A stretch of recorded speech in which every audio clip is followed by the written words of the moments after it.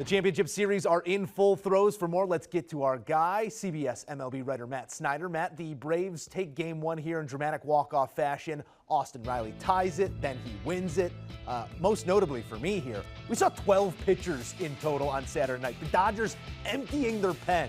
How does this result and the way we got there specifically change your opinion of what we could be in store for in the remainder of the series?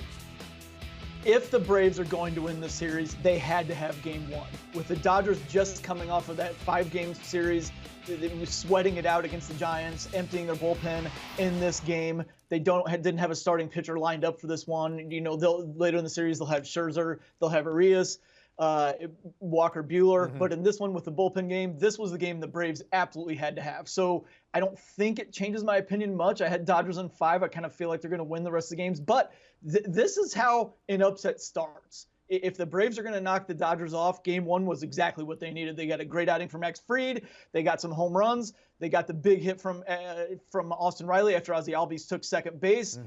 That's the way you start an upset.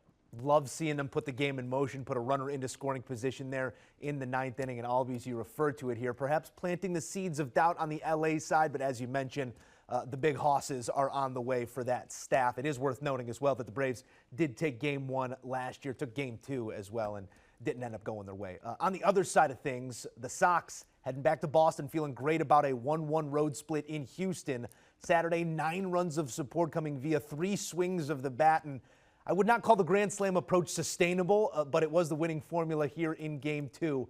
What did Boston show you in this convincing win?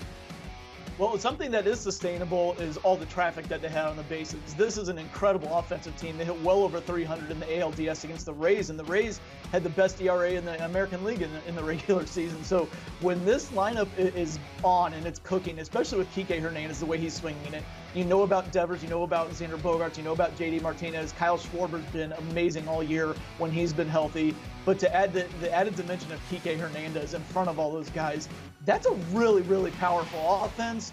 I expect that they're going to be the offense is going to continue to hit well. They're going back home to Fenway Park. They hit a lot better at home, and the Astros pitching staff is kind of patchwork at this point without Lance McCullers Jr. And that's exactly where I want to go next here. I mean, Houston dealing with even more injuries to their starting rotation. You mentioned McCullers ruled out. Now Luis Garcia dealing with his own knee issue, chased early in this one.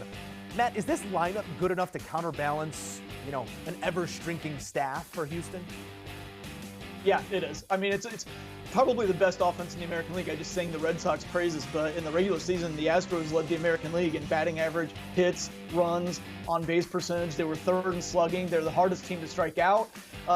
This offense can overcome almost anything. Now, they couldn't overcome the 8-0 deficit tonight, but with Jose Urquidy coming probably in game 3, he can get a little bit of distance in there, maybe hold the Red Sox down a little bit. The Astros offense is good enough. I still think they're going to win the series. I think it's going to take 7, though. It's going to be a whole lot of fun to watch it go down and break it down with our guy, Matt Snyder. Thank you, Matt. Want a sports network that delivers everything that matters about the game? The highlights, the picks, the instant analysis. No yelling, no fake debates, no politics. Hit the subscribe button and never miss a moment.